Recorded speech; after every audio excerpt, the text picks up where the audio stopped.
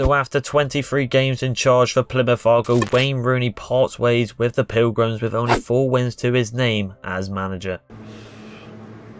With Simon Hallett struggling to find a replacement in January, we're going to step in as new manager halfway through the season and rebuild Argyle back into a dominant team once again. And that's what I plan on doing with my beloved team instead. From Foster to Rooney, you name it. We have not done that well from last season, surviving in the Championship, but this season is looking quite bleak with us heading back down into League One. Hence why I'm here, to hopefully turn things around in January and the future and make Plymouth Argyle one of the best teams, or the best team in world football. But first, to do that, we got to check the team out. Now here is the Plymouth Argyle team. Obviously at the moment it is Big Kevin and Joe Edwards who are kind of managing this team at the moment since Rooney has departed at the time of the recording of this video. But you're probably wondering, why is some of the players literally dead? I mean, their stamina is absolutely gone, because we have used the opportunity to use the live start point. However, it has started on the 9th of December, which is a bit frustrating, hence why I have pretty much copied every single result that we have done to make sure we're definitely taking over in January after the Bristol City game. We do believe we drew 2-2, so hence why this team is here and pretty much half dead indeed. It's a pretty good team indeed, I must admit. I mean, it's just the manager, I feel like, and some of the players aren't fit enough to be Championship level, like the likes of Paulson, who's a new signing, but the age of 33 in the Championship is just not hitting it. Same with people like Forshaw, Ogbetter. A lot of people need to be changed within this team. This is why I've took the liberty to just go right to the transfer deadline day in January and actually get rid of some people within the team. Some shocked and some quite obvious indeed.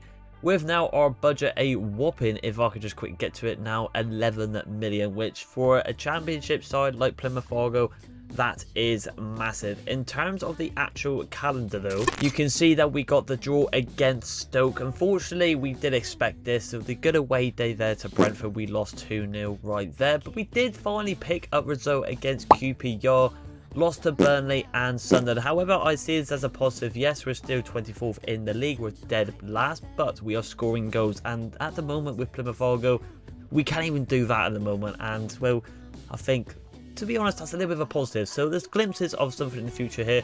But now we go on to the transfer history here, and some people might be in for a shock. Bam, there it is. Morgan Whittaker goes to Fulham. A lot of people, especially some Plymouth Argyle fans are watching this, are probably thinking, what the hell are you doing getting rid of one of our best players, well, the best player at the team?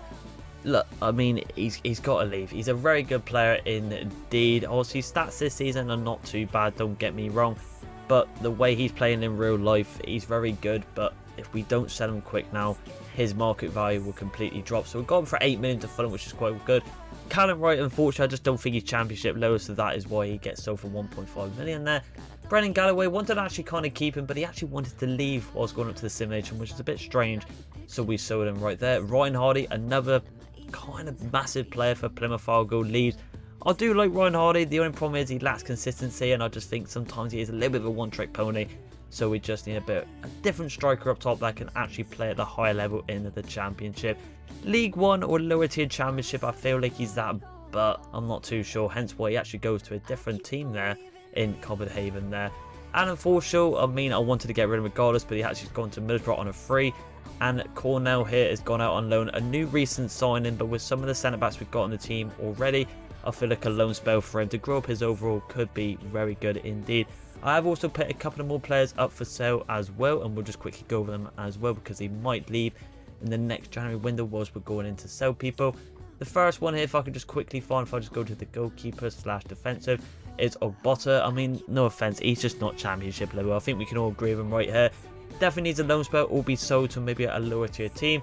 Paulson, again, just doesn't cut out for this team. We said that when we was looking at the team. Victor Paulson, age 33, 67. He's just slow. He's one of Rooney's players from the MLS. He's just not a player that we can really do bits with. But you can see with the centre-back row of players there, Gibson, these are the two main men at the moment for Argo with this guy here. But he just need to go on loan. I feel like in terms of signings, though, if we just go onto the actual team, here it is. So we definitely need a new striker. Yes, we have got Andre Gray here, the 33, and Tajanji. Tajanji doesn't really play. I want him as a bit of a rotational striker to prove himself. Andre Gray, in terms of the future, not really going to be it, so we definitely need to sign a striker.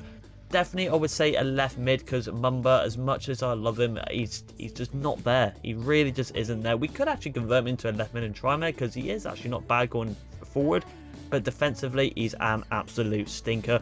But I just want to keep him in his natural position for one last season until we get to season 2 and see if he improves in the left back row. If not, we might put him in a rotational left mid or just leave him in left back, who knows. Bundu, obviously, he's actually been in decent form for Plymouth Argyle at the moment, hence why we got rid of Morgan Whitaker. And, well, for the 8 million, we just can't turn that down. So Bundu, there's a lot of pressure on him, but I think he might do alright. I'm looking at the mid-70s when he grows up a little bit there. Edwards, ideally, we need a new right back. I mean, he's a club legend. No one can argue that. However, in terms of age, he's not going to be there really for the future as a starting player.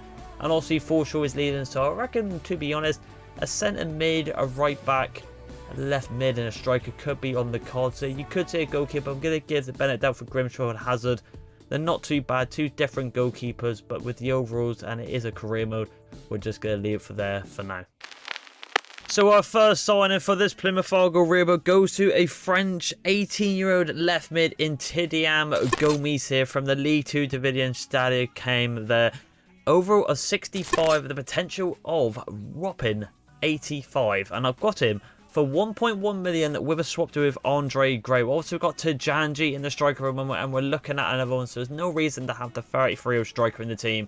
What a sign this is, 1.1 million with the swap deal. Welcome our first signing to Plymouth Argyle. So into our second signing, it goes into the rotational right back, and this guy could definitely be a future star in the near future over Edwards, and that's Buba Sangari here, 17 years old at AC Roma. So he plays in the top flight team here, 64 overall, and like I said, we only paid a whopping 700k for him. We're getting some of these youngsters very cheap, but I did say it before, but I lost my head. I meant the age. But 17, the age of 17, we're getting a fullback like this. Is an incredible deal for a rotation in the future. So for our first signing, it goes to the centre mid row from actual Liverpool here in James McConnell here, the age of 20, overall 64. We only paid literally under $1 million for him, so it's very good business indeed. We'll also be going over Forshaw whilst he goes to Middlesbrough. He's actually accepted a rotation rule as well, so it's a good squad depth player to have in the team. A game face as well for our third signing. A very good player to have. The question is there going to be more signings for Plymouth Argyle? And the answer is yes. We have to bring in one maybe potential realistic signing for Argyle runners. And no, sadly, it's not Beidou. I wanted to bring him in, but it's this guy that he brought with him, his pal, in Bahari Abraham here. The overall of 64, the age of 23. We was able to get him. I tried to get Beidou, lads, but our budget was a little bit short with the signings we've made already. Maybe next season, let's see how our Haj does in the Camera. But that's our last fourth signing for the team for Plymouth Argyle. So there you have it, ladies and gentlemen. Here is the team to continue on from January and onwards. We've got McConnell and Rando in the middle. Al-Haj, Tijanji, Bundle to Sissoko, who's just come back from injury, will be there. Also, he will be going back to Toulouse on loan, which will be able to potentially buy in the next window in the next season. The same with Darko Jamie here, but let's see how they get on. If the new lads here that we brought in do well, then they're going to obviously stay with the team. Mumba, Gibson, Plegzalo, and Edwards there. Sangari, our new fullback, with Sodola there, with Houghton and Abraham on the reserves there. Obviously, once we go through the simulation, these will kind of alterate as well for a rotation in the centre backs in terms of a substitution. Now, you're probably wondering, you did say you was going to find a new striker, and the reason why our budget has gone so low, because we honestly want to involve the youth academy this season. Plymouth Argyle have not got bad at youth academy, to be honest, and that's why I've went out my way to get a 5-5 and see if we can find the next big thing in the ST row. So what I'll do, ladies and gentlemen, through now, I will simulate to the end of the season. Hopefully, fingers crossed, we can find someone quite well, and we go from there. Let's see what the board is saying, though, in terms of the objectives this season whilst I've taken over. And Simon Hallett, obviously, we have not reached the FA Cup. We must have lost to Brentford right there, as we did see. Finish mid-table. Alright, I mean, it's a big ask right there. I mean, we can actually get sacked in this career mode, so we're going to have to be quite careful indeed. And hopefully, throughout the simulation, we do a lot better with the signings we have made. Other than that, ladies and gentlemen, the last thing to do now is to simulate to the end of the season and see if we have survived the championship. And so here we have it then, the end of the season has arrived. As you can see, no scheduled fixtures remaining, and the season officially ends in 39 days. And let's see if we have survived indeed. Let's go to our office here. And we have, thank God, actually we've done a lot better.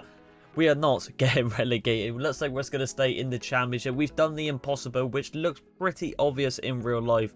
Hull City, Oxford and Portsmouth looks like the teams who will be going down the table, where we sit a comfortable 18th position. When we took over the top right corner, we was in the red pretty much. And now we are in the kind of like medium orange, pushing towards like a green, stable, decent season for my managing career so far. Very good indeed then, I'd like to say. But let's have a look at the squad hub here and see the outstanding players of the season since January. And it goes to Rami Al-Hajj here. Alright, and Mustafa Bundu. So we did say Bundu has got a big task on his hand in that right mid row, and he has done very well indeed. Al-Hajj here, obviously we was looking at Bailey. We couldn't unfortunately bring him in, but he's proven me to stay in this team as the first choice cam. Probably will look in Bailey next season as well, so they can both rotate and grow quite well.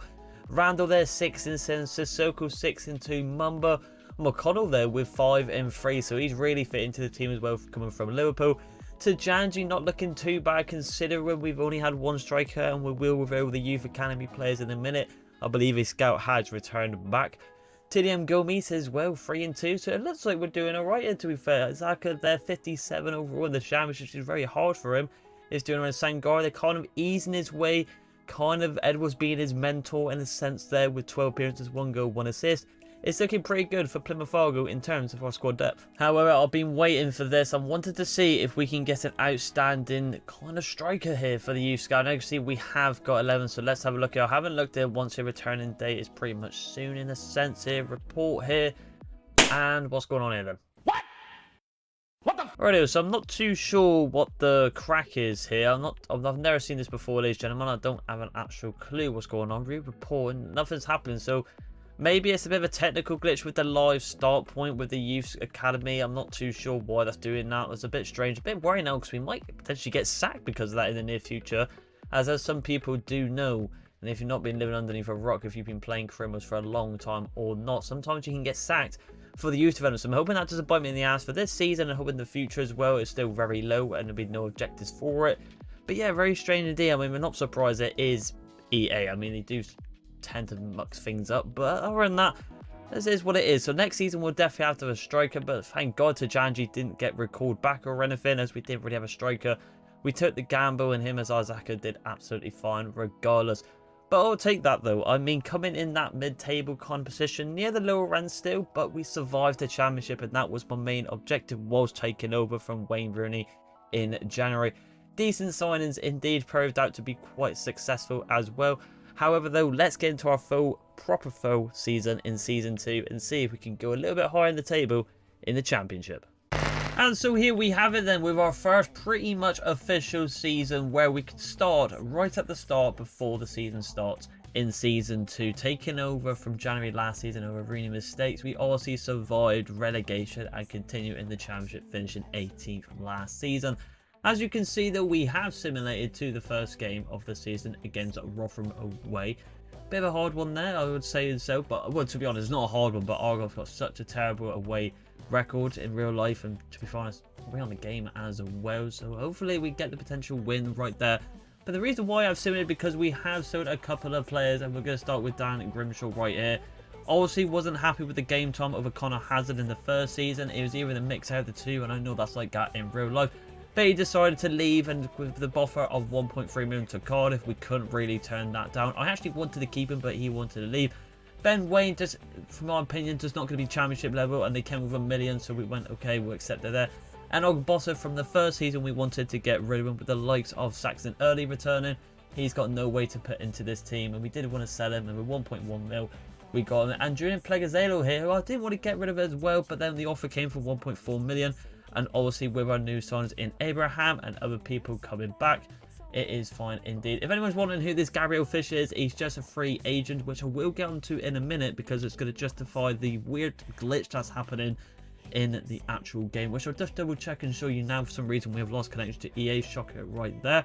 But as you can see, we did send out another one because we had 11, we got 6 now. I thought I'd try it again, and it's still just glitching. So for obviously this rebuild, it obviously isn't meant to be. I don't know if it's just a bit of a weird technical glitch and a bit of a blip, I suppose, with the live stop in the career modes, but who knows indeed. But going on to the team right now, if we look at the team management, this is the team. Obviously, the likes of Sissoko has been recalled back. I might actually bring him back in because he was fantastic in the first season and is an absolute wonder to watch in real life. Very good player indeed.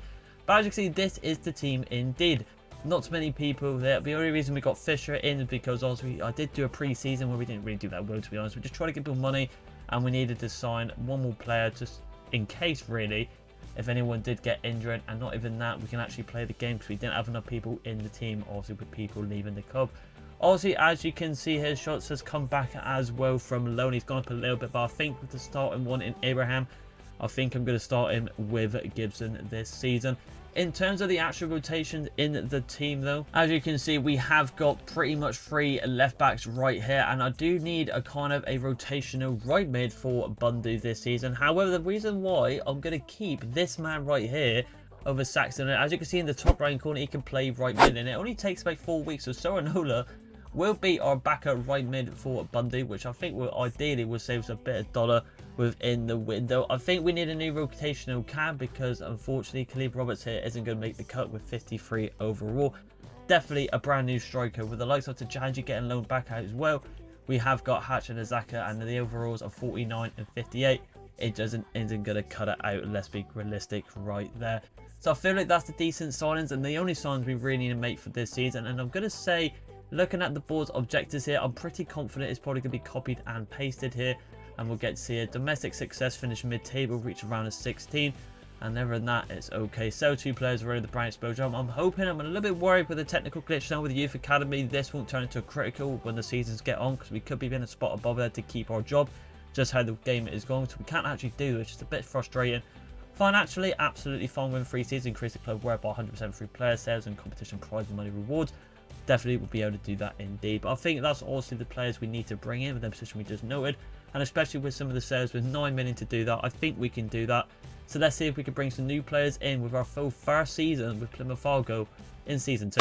So our first signing for the official full season is got to go to Mikael Beidou right here. Honestly, Beidou is pretty much going to be a player. By the time this comes out, he might already be an Argyle player. The overall of 71 at the age of 25. He's a very good player indeed. I think he actually got back-to-back in the Swedish division best player of the season. Correct me if I'm wrong.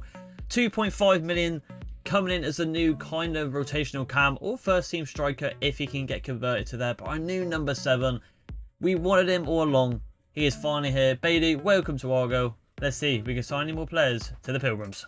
So on to our second signing, and it actually goes to Charlie Cresswell, the centre-back here from Toulouse. The England sensation will be joining Plymouth Argyle in the Championship. Unfortunately, though, we do say goodbye to Gibson. They came in with the offer for 4.5 million with Gibson for a 74 overall at the age of 22. We got to look at long-term, and I think in real life, Gibson, being one of our better centre-backs, could part ways considering where we are in real life. I think in this career mode, we've got to look for the future, and this guy's got more potential. So welcome, Charlie Cresswell. So with Cresswell joining the team, we thought we'd simulate up to the deadline transfer day. And I'll tell you what, in terms of the league, we're not doing too bad at all. If we get to the calendar right here, as you can see, we're not doing too bad. I mean, we got the draw against Rotherham away, which isn't too bad. 3-0 right there at home to Portsmouth. 4-0 win at home as well to Stoke City, so we're looking pretty good. And then you've got the likes of obviously Birmingham. We had a bit of a stinker right there, 3-2, obviously come up a division. Spurs, we expected a loss there. I mean, to be fair though, getting a go against Spurs, and then unfortunately we dropped back to our old ways, losing 3-0 away to Cardiff right there, which is a bit frustrating indeed. But like I said, it's an improvement. We're in the kind of the bracket near the bottom half, but we expected that, to be honest. But one of the main reasons why I did simulate to the transfer deadline day, because we have sold one more individual, and as you can see is Jordan Houghton here. We needed the money to make way for some actual new signings, but not the traditional signings we make. Obviously, we're kind of with the whole Youth Academy glitch, we kind of have justified that. I've made some free agent signings, and we've had an absolute stormer indeed. So I'd like to welcome to the team Douglas Aurelio here. Not sure what team he was at, but the overall of 60 at the age of 26. We got him, as you can see, for a free. Will be our new starting striker indeed.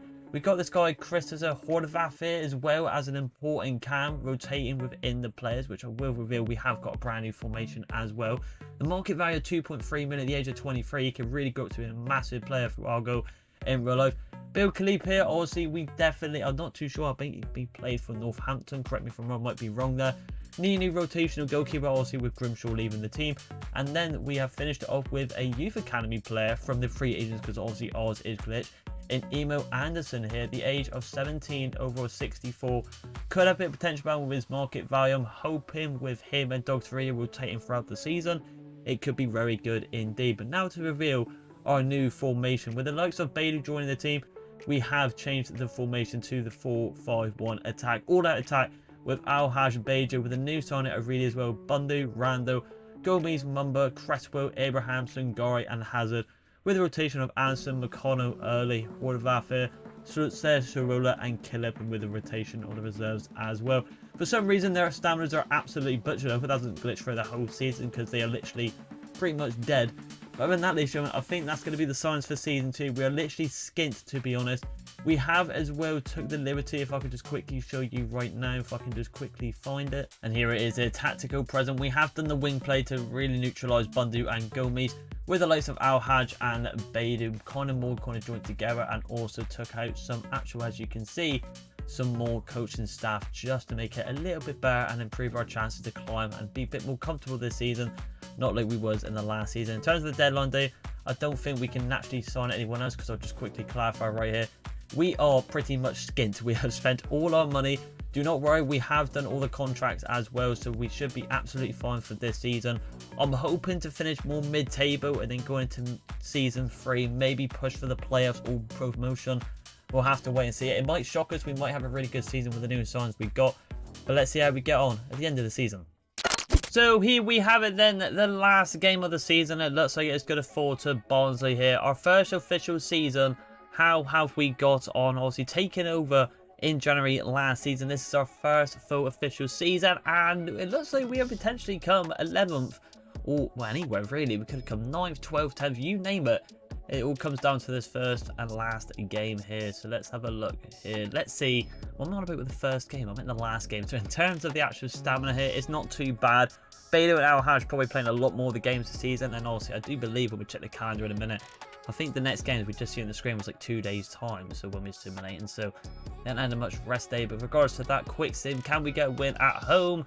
And it ends in a draw with Randall there, Plymouth Argyle's very own, getting a goal right at the end there, the deadlock. So where does that determine us throughout the league? So let's have a look. How have we done on the official position? And we have come 11th, so fantastic season for Plymouth Argyle, with our goal difference being very good indeed. We were kind of really up there, to be honest, which shows to me that our attack with the new formation, because we have put a formation out which is very attacking with 2 cams, right mid and a striker, with only 1 central midfielder. Maybe we need to balance that out for next season, because obviously if we are scoring goals, we obviously are leaking quite a lot still at the back there. Other than that though, it looks like a very good season indeed. If we go to the actual objectives here, I think we should have really do the domestic success, and we have finished mid-table. We have technically done that. We have finished mid-table. We came 9th. What's most surprising though, we've done really well in the FA Cup. Reached around at 16. We've got to the semi-final. So let's have a look at it there. How we got to the semi-final, I don't know. But our attacking threat must have done fantastic this season. And it will be Newcastle and Man United. But there, yeah, of course, there. So 4-2. All right, fair enough. Round of 6 there, 3-2 against Gillingham. I mean, yeah, I don't know how we've got to a semi-final, but Plymouth Argyle obviously doing the bits this season, so it's nice to see. So let's have a look at the outstanding players this season. I'm expecting a lot of goals, considering our goal difference here. Let's go to goals here, and it goes to Beatty, the main man that potentially will be, or the time it comes out, will be a Plymouth Argyle player. Gets the most goal, 23 and 10. Our actual youth academy striker gets more goals than our starting striker in Douglas Arelos, so he's actually the same overall. So I believe we'll probably be dropping this guy to the rotation and putting this guy up top for a starter, because the age of 18, if he's banging goals already, that is very good indeed. Another free agent in Crystal Horvath here, decent stats, better than the people like Al-Haj here, who's been more in the team. Very, very good 2 players indeed. Literally the Saka Seamer with just 1 less lower. Mustafa Bundy really putting on the show in right mid as well. Dejan Gomez, Rando. I mean, this is looking very good. Even Azaka somehow gets goals. Abraham had 2 in 1. Only 6 clean sheets though, but like I said, we looks like we're kind of leaking at the back, so maybe something to improve. We did get rid of Gibson, which was a bit of a gamble for us, but I think it might have paid off indeed, considering we've got to the table. But other than that, did anyone leave the club before we advance to the new season here? Let's have a look. And just scroll down here, as you can see some of the signings. And it looks like, oh, Sorola's actually gone out on loan. I mean, that probably helps him out there. And to be fair, it has. So he obviously went in January 60. Obviously, we said he was compared to a right mid. He will be coming back. So overall, really, I think it's been a very successful season. Maybe in the next season, if we're getting so close now and doing really well against some of the topper teams in the FA Cup, it's not too bad. I think maybe we can go for playoffs next season, or who knows, automatics. The team is growing quite decently, and we've got some young talent within the team. Hopefully we'll have a decent budget next season, but other than that, we are doing very well indeed. We pretty much have kicked off the domestic success objectives from Simon Hallett. Shouldn't get sacked in the next season, hopefully not, fingers crossed. Other than that, a successful season. Let's get into season 3. So here we have it then, into season 3, and as you can see, once again we have just gone right to the deadline day. Just going over the couple of the games before going out, and as you can see we're actually in 6th position, and we'll have a deep dive into the calendar now. Starting off in the league with a 4-0 win against Swansea, really putting a statement out into the championship for this season that we're a team to finally not be messing around, or like we are in real life with literally being dead last. As you can see in the Carabao Cup though, on the 11th of August we beat Sunderland 2-1. Then followed up against probably the league winners of the league in Leeds there, with a 2-2 draw on the 15th. 3-1 against Norwich, so I had a bit of a blip there. 3-1 against Peterborough in the Carabao Cup, and then ended it off with a 3-1 away win to Cardiff, hence why we are sat in the position of 6th. So very good start to the league right here. Jumping right into the objectives before we make some signings to fight for promotion. So I agree with Simon Hallett there. I actually want to go step 1 above that and actually try and gain automatics, maybe go for the top 2. But if we fight for promotion, obviously going into the playoffs potentially, I think that's what's trying to refer to me right there. I will happily take it as well. Reach a round of 6 in the cup. Obviously, we had a very stormer last season, get to the semi-finals. I can't see it happen again, but you never know. It surprised me last time. Youth development, I'm not going to get into this here again because obviously it is glitched with the live start point, which is very frustrating and a bit more of a risk for me to get sacked. But I suppose it brings more pressure and a bit more of a challenger. Get 10 games with at least 1 goal scored in the home match this season with 4 out of 10. That should be done easy peasy. Financially, as you can see, short term, we have failed that, but long term, we have definitely done it. And now that's going to get onto my next topic here. If we go to the transfer history here and go over to the actual tab itself, you can see Rami Al-Haj has gone to Brentford. Now, out of the cans we've got in the team in Bayview, and obviously the new signing from the free agents list, this guy, he was fantastic, very good indeed, but Brentford came in with the offer of 9.5 million, and I couldn't really turn it down considering in the attacking sense we have got a lot of good depth there indeed, and I don't think we need to improve it as much as we do. It's more the defensive side is this season. I do believe I'm just mumbling my words. I do apologise. Douglas O'Neill there had gone to Hull for 2.5, a new signing, but I could not turn down the 2.5 million considering our youth academy player was doing really well, and obviously Azaka that we've got already, one of Argyle's very own. And we've actually loaned out Cornell again to Neat. So again, his second loan spell. I'm hoping he can come back. So hopefully in the near future, he can kind of rotate on the bench. And that's just where I jump into the team now and show you the team so far for the season. Actually, we've gone back to this formation right here. Bailey and Anderson now leading the attacks with Bundu, Gomez, McConnell, Rando, Abraham, Cresswell, Mumba, Hazard and Sangori. My plan of action was to loan out the centre-back we've just seen, push Abraham to the sub-bench for Fisher, and then bring in a brand new centre-back within the team. We're keeping the likes of Sorola, Horvath, fair rotating with Bailey, like I said, hence why the Al-Haj one did, because these two did fantastic. He had good stats as well, but not considering to these guys indeed. So that is going to be the wrap for there so far. However, though, we're going to look at the budget for the season with some of the sales, and it is massive now, with 16 million to spend for a championship side. That is very good. We're looking to improve the defense, maybe the odd 1 or 2 players outfield. Let's see what happens though on the deadline day. So our first signing goes to a centre back. Was at the Pro League but now has gone to Arsenal, but hasn't getting much game time, of course, hence why he has come here in Luka Vuskovic here, the Croatian centre back at the age of 19 at the overall 72. He's got a decent bit of potential about him. We only paid 3.9 million. They're asking price for 4.4, but we was only get down to 3.9. Very good centre back indeed. Got a bit of potential. We need some of these players like that. Game face as well. Welcome. Voskovic. Our next signing and our final signing in the defensive department goes to a backup right back here for Sangari. Accepted a rotational role from the championship in Darnell Furlong here. At the age of 30, overall 72. We only paid $1 million for him, and I think that's an absolute steal on a 2-year contract. He's got a bit of experience at the age of 30, knows what he's doing, and I think we can do that as well. Not bad player indeed. Furlong, welcome to the team for $1 million. Let's see if we can bring anyone else to Argyle. On to our third signing now, and it actually goes to rotational centre mid, but one day could actually be a starter here in Keanu Dyer, the overall of 69 at the age of 19. We only paid $2 million for him. Well, actually 2.5 roughly to be exact right there. Decent player indeed, and considering, you know, with the overall and the players we got in the team, he actually accepted a rotational role on a 5-year contract. He's actually got a bit of potential about him as well. I think it's, again, another Stormer. We're doing quite well in this transfer window, I do believe.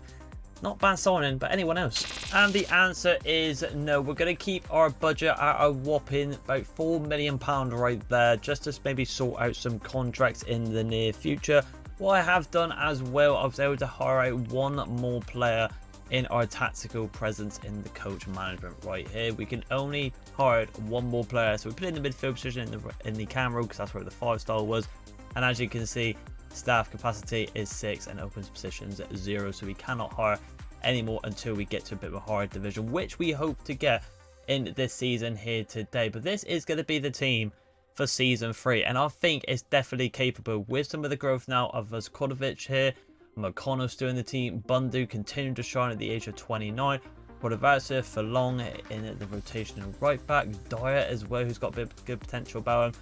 Saxon are on the reserves as well, but obviously they rotate with the fullbacks here. The team is not looking too bad, is it? Let's be realistic here. Crespo growing up massively, paid off with the whole Gibson, which at the time of recording now, I believe he has actually gone to Preston getting into this new season. We wish him all the best right there.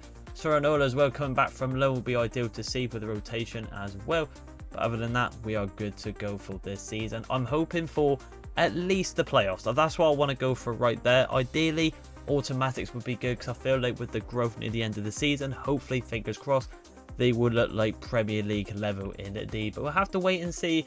If not, we'll go again in season 4 in the championship, and we should definitely be able to do it right then. But let's see how season 3 does. Let's go for it.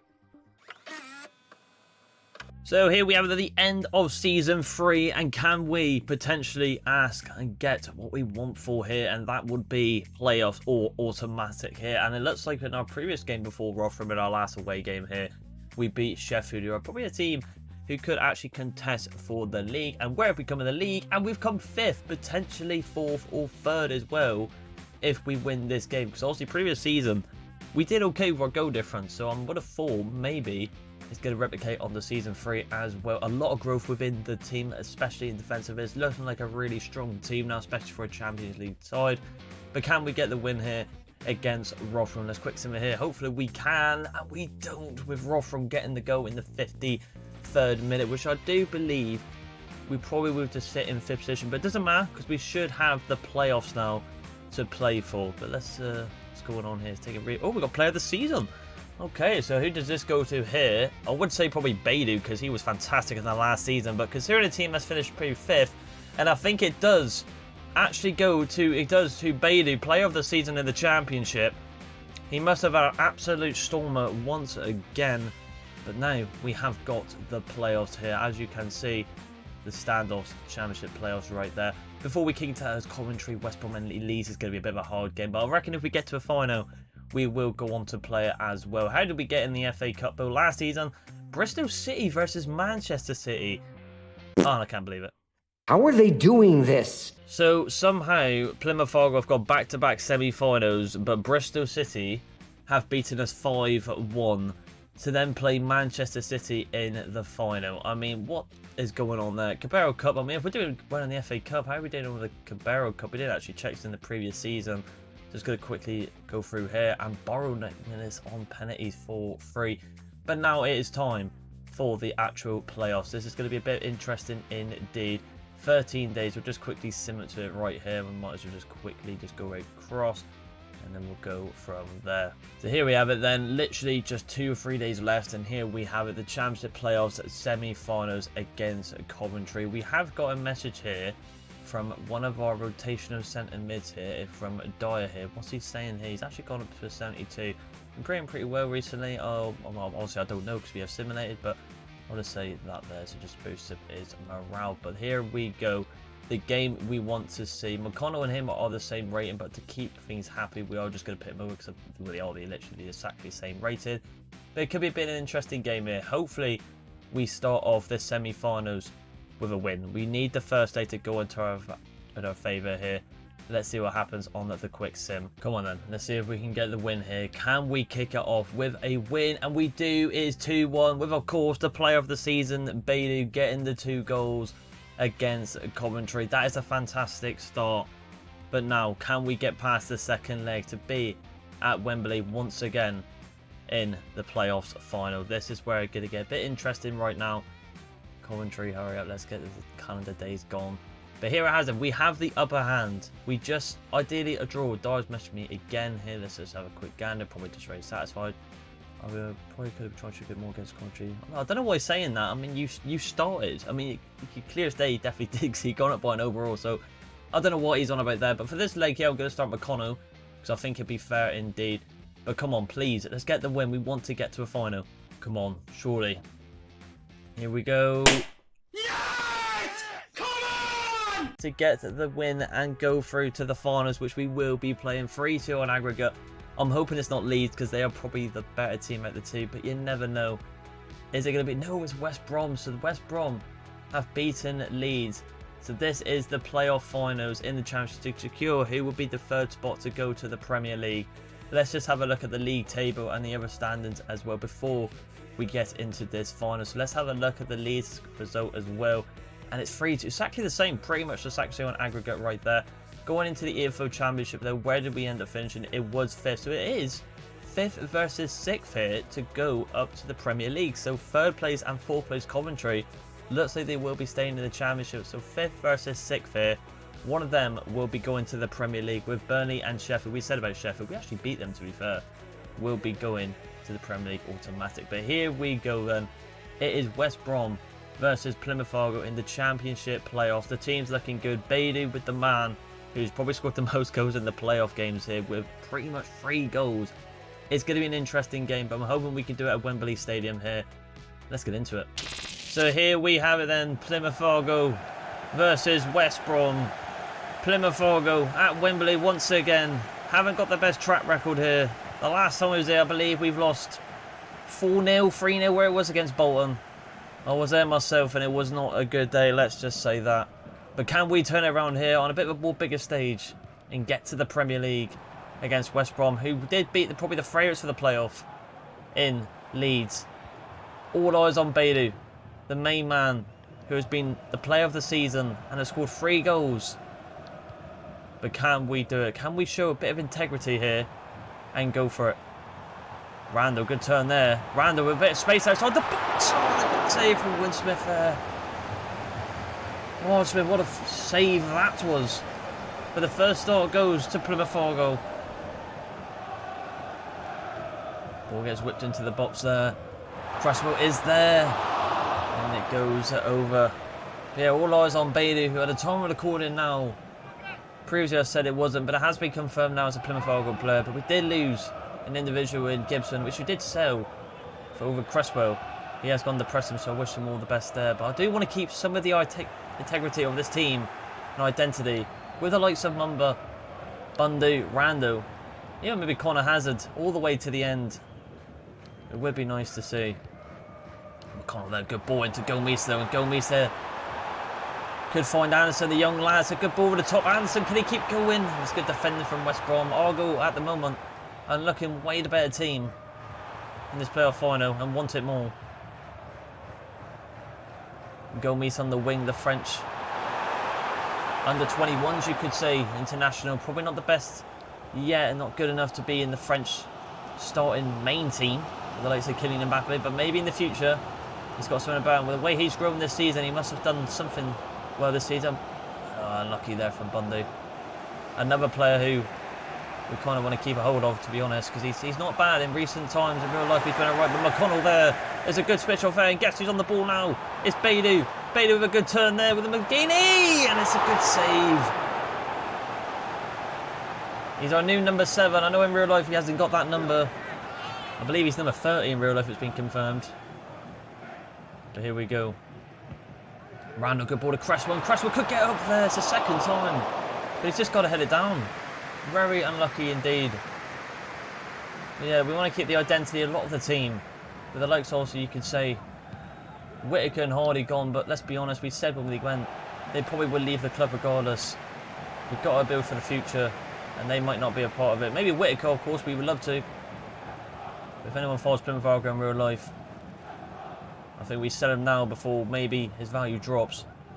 We did that. I think it was a smart move, and it's worked out well because the position we are in now with this career mode. And here comes Rando again, who's had a decent game so far. Pits over to Sangaro, the Spanish lad. Gets it into Anderson, and Anderson there. It's a good header, but it just needs to be a bit more on target.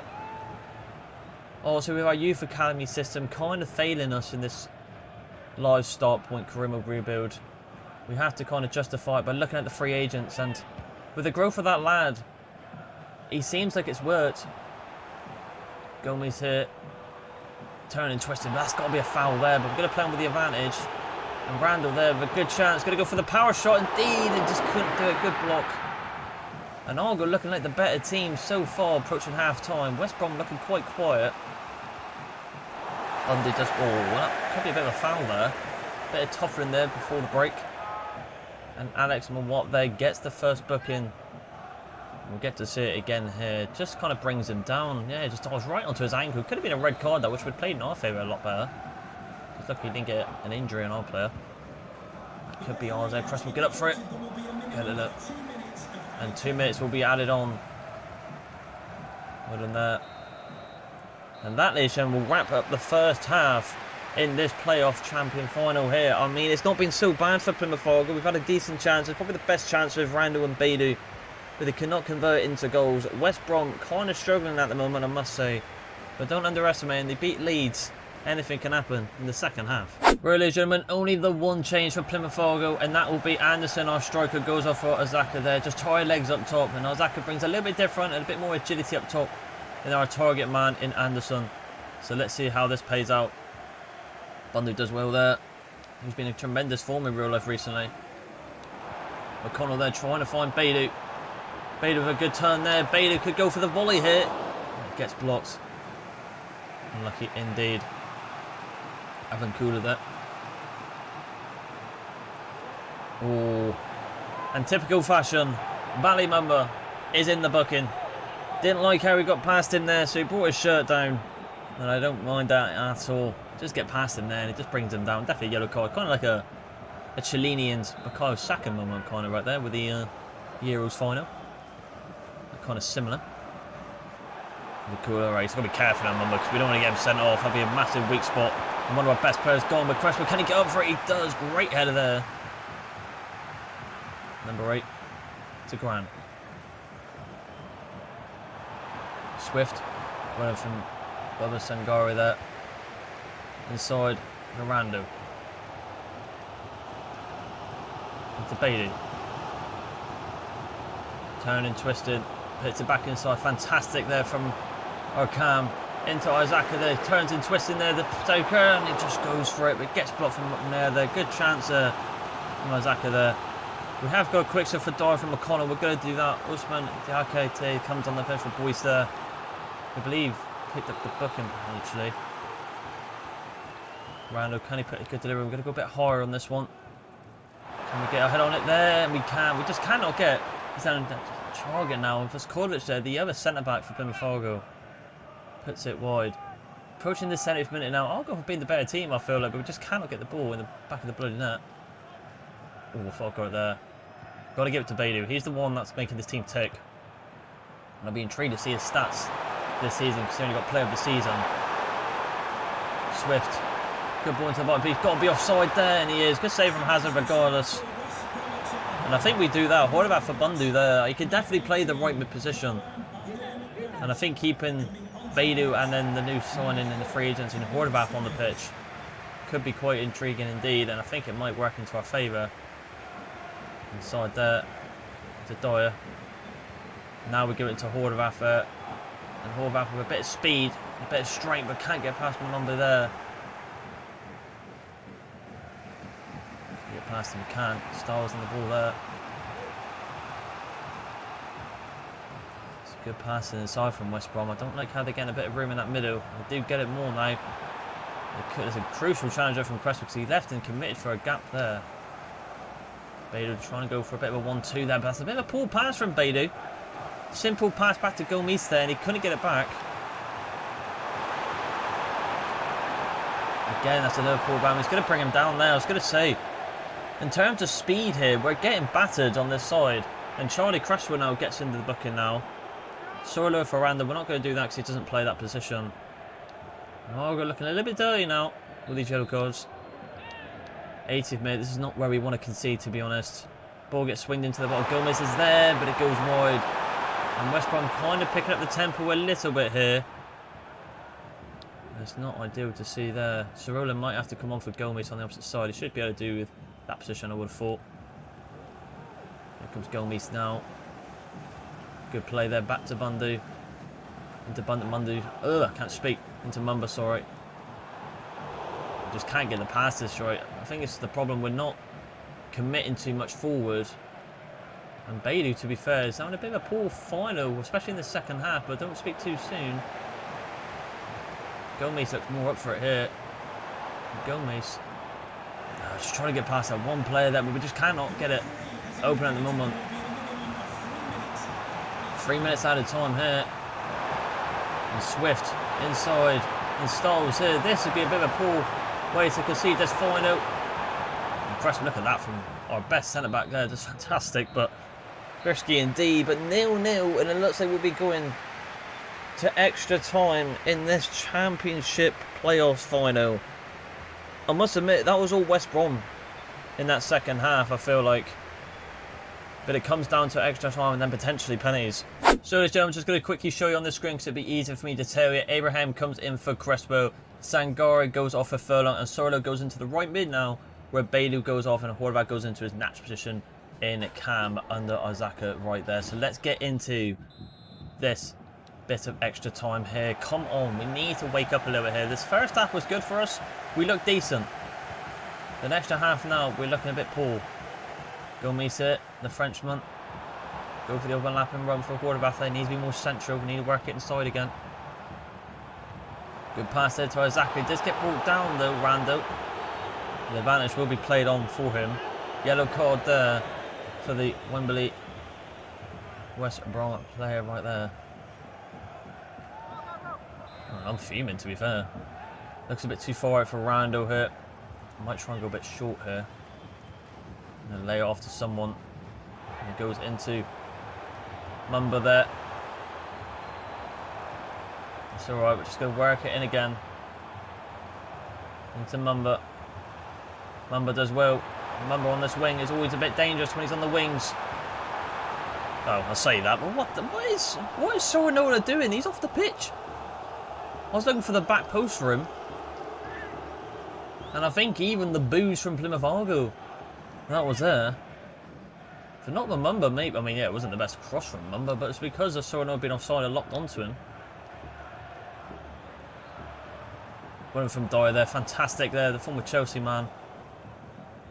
Inside, Randall making the wrap behind him there. Randall does get it. And Azaka, we could use him now. Azaka would be free. Good touchdown, but it hasn't locked onto Randall. It's just not happening for us at the moment. And 1 minute added on is literally all it's going to be. And it looks like now we have got 15 minutes left until we get to penalties. I don't know how there hasn't been a goal in this game, especially for Plymouth Argyle, but it's just one of them. Let's get into it. So here we have it then. Is it going to be penalty shootouts for this team, or is it going to be decided in this half here? And at the moment, West Brom are looking for it. They're going to try and snatch it off quick here. It's a good chance here, and good save from Connor Hazard. Not the best clearance, though. And I was going to say, what the hell was that clearance? Good throw there from Connor Hazard into Sorinola. Good movement there. Horvath, why are you peeing out to the wing? You're supposed to be a cam. You tit. He cuts inside here. It's a good pass. Inside pass. And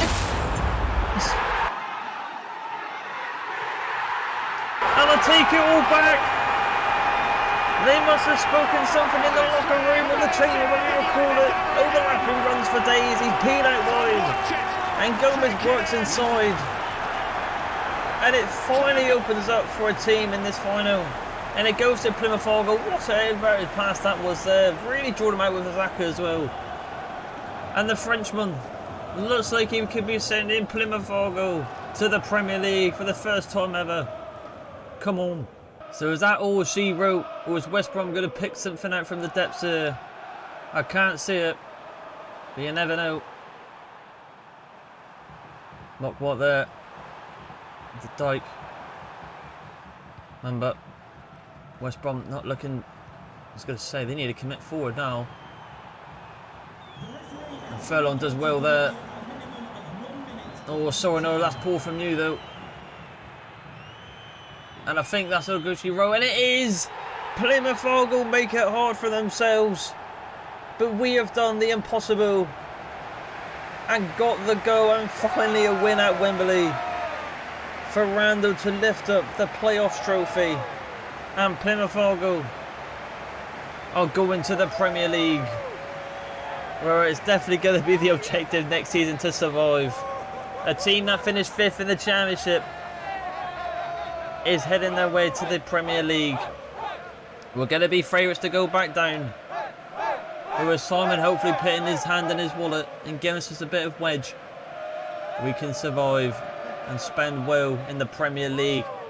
But the team's looking pretty good, I must say. It's very good indeed. We've got some young lads now, and the likes of Beidou, who didn't have the best final, but the free agent in Horvath with an incredible bit of Kevin De Bruyne vision there to find Gomez on the overlapping run.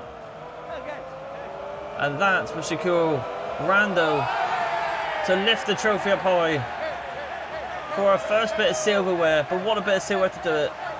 It's not the league title, but it is the playoff title to go to the Prem.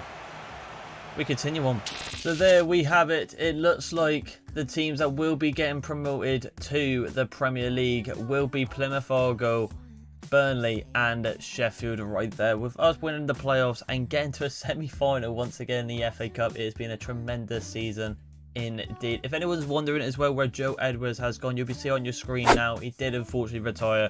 Unfortunately, he was not here to see us get to the Premier League within the team, but he's there in spirits. He's probably on the touchline still. But that is that, as you can see as well. But here we go.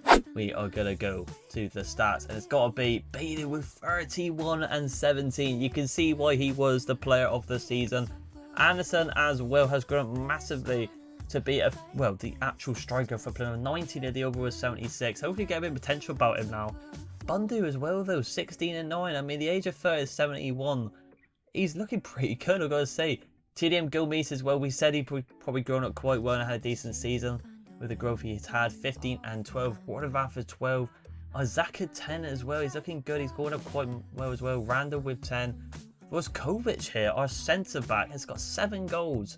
That's ridiculous. I mean, over some players who are more outfielders like Darren McConnell, they've a good team as well. We're such a high scoring team. Cresswell with 3 assists here. Abraham as well. Sorinola, Furlong. I mean, literally everyone's got a goal in the team. Even Connor Hazard somehow has got an assist. And Bumba there with only 8. With only 8 assists. No goals, was a bit surprising there.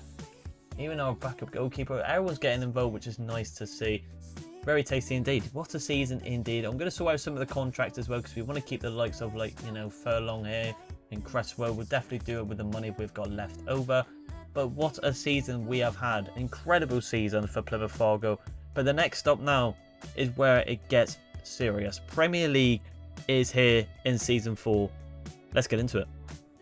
So here we have it then. The championship has been conquered. We won the playoffs final and we joined the other 2 teams to the promised land, the Premier League. But now this is where, like I said, stuff needs to get a little bit serious within the team and Plymouth Argyle if we want to succeed and especially survive this season. And that is there in the critical for domestic success from Simon Hallett, the board right there. Avoid relegation, reach the round of 16, and to be honest, I think we could do it. We've done it back-to-back now, so I'm not even going to be a bit wary of the team. I think we can do this.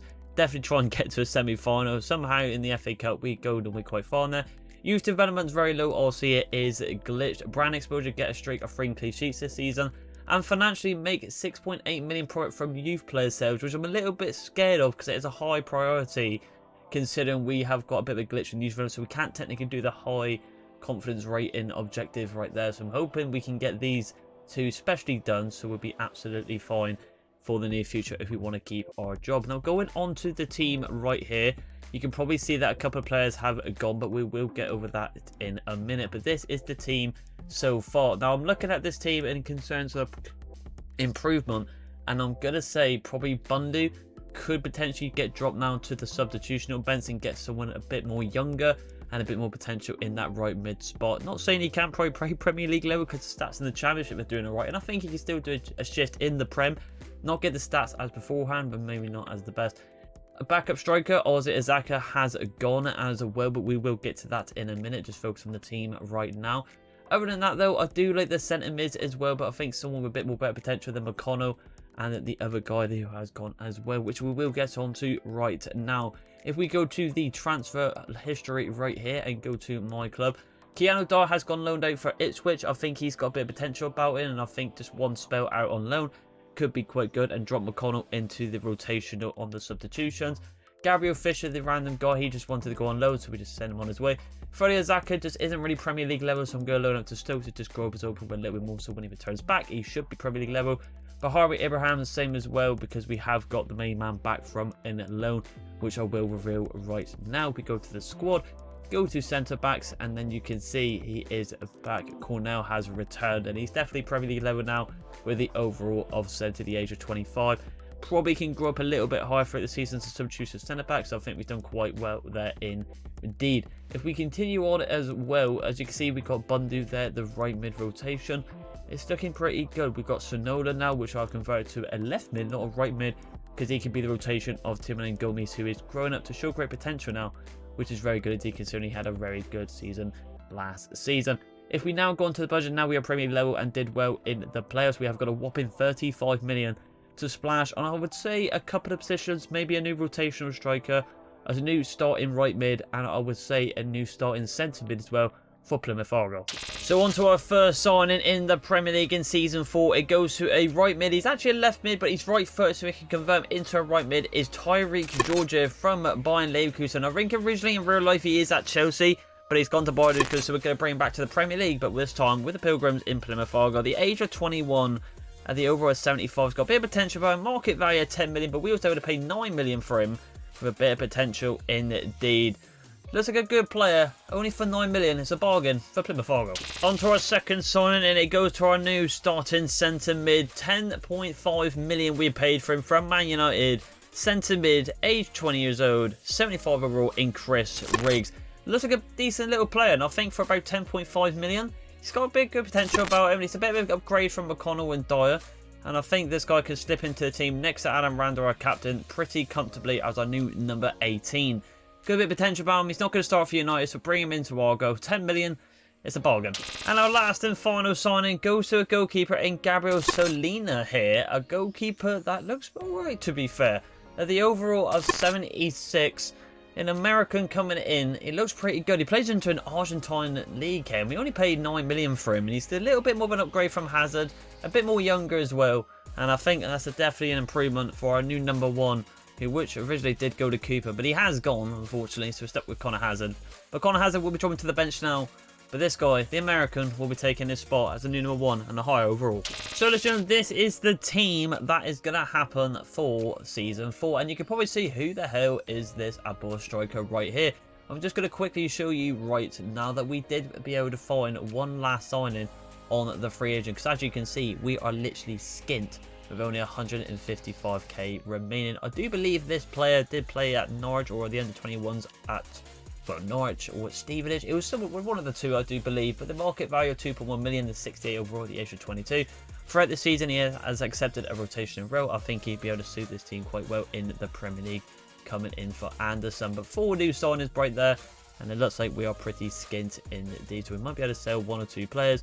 we'll have to wait and see. Other than that though, I think we are looking pretty decent indeed. I think for the season we want to try and survive. That is the main priority. Avoid relegation. But no messing around though. Let's see if we can actually get that done. And let's get to the end of the season and see where Plymouth Argyle get to in their first debut in the Premier League. So here we have then, the end of the season has arrived, and how have we got on with our debut in the Premier League? So it looks like we got Tottenham here. Looks like we got the 4-1 win against Sheffield there. 3-2 there in the West Ham game on the 6th of May there, which is a bit unfortunate. But how did we get on? And we've actually come in the top 8, it seems like. We've potentially come 6th in our debut season. But we have got Tottenham Hotspur, who looks like they are finally going to win a bit of silverware, who are top of the league. And you can see why we have gone up that far in the table. Our team is so well balanced. I'm surprised. I mean, we expected relegation, and of course we get absolutely battered. There, Solid with a hat trick actually. I mean, they got Bentancur, Gravin, Birch.